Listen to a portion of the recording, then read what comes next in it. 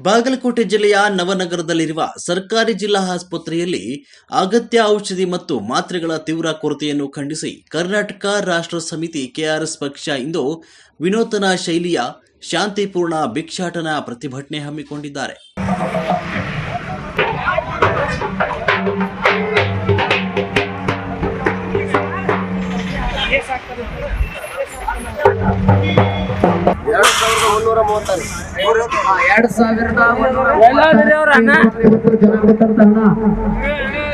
ಈ ಆಸ್ಪತ್ರೆಗೆ ಬಂದಂತ ಇಂಥ ತಾಯಂದಿರು ಒಂದಲ್ಲಿ ಚಂತನ ದುಡಿದ್ರು 200 ರೂಪಾಯಿ ಸಿಗಲ್ಲ, 200-300 ರೂಪಾಯಿ ಕೊಡಲ್ಲ.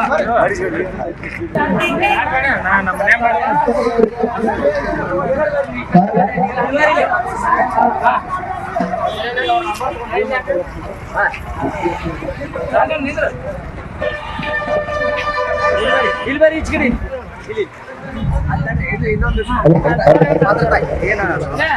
ಹಂಗ ತುಳಿದು ₹1 ಹಾಕಪ್ಪ.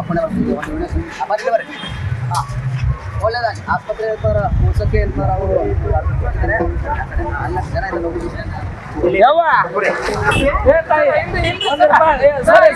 ಸರಿ ಇಲ್ಲಿ ಬರ್ರಿ.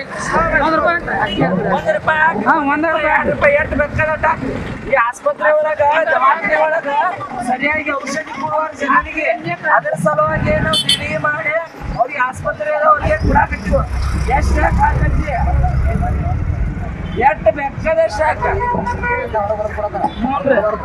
ಬಾಗಲಕೋಟೆಯ ಜಿಲ್ಲಾ ಆಸ್ಪತ್ರೆಗೆ ಪ್ರತಿದಿನ ನೂರಾರು ಬಡ ರೋಗಿಗಳು ಚಿಕಿತ್ಸೆಗಾಗಿ ಬರ್ತಾರೆ. ಆದರೆ ಕೆಲವು ದಿನಗಳಿಂದ ಆಸ್ಪತ್ರೆಯಲ್ಲಿ ಮೂಲಭೂತ ಔಷಧಿಗಳು ಸಿಗದೆ ರೋಗಿಗಳು ಪರದಾಡುವಂತಾಗಿದೆ.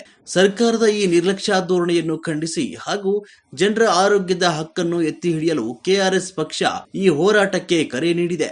ನವನಗರ ಬಸ್ ನಿಲ್ದಾಣದಿಂದ ಪ್ರತಿಭಟನೆ ಆರಂಭವಾಗಿದ್ದು ಅಲ್ಲಿಂದ ಪ್ರತಿಭಟನಾಕಾರರು ತಹಸೀಲ್ದಾರ್ ಕಚೇರಿ ಎದುರು, police palace, LIC circle, SBI bank ಮತ್ತು ನಗರಸಭೆ ಮಾರ್ಗವಾಗಿ ಸಂಚರಿಸಿ ಅಂತಿಮವಾಗಿ ಜಿಲ್ಲಾ ಆಸ್ಪತ್ರೆಯ ಮುಂಭಾಗ ಜಮಾಯಿಸಿದ್ದಾರೆ.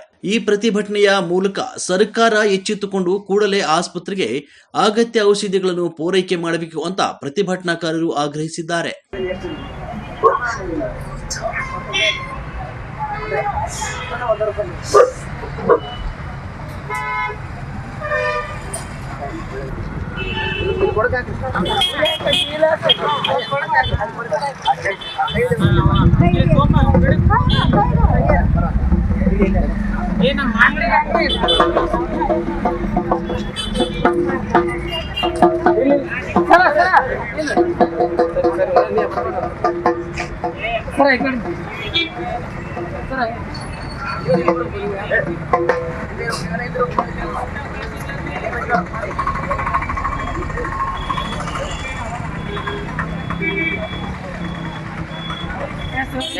ಎಲ್ಲರೂ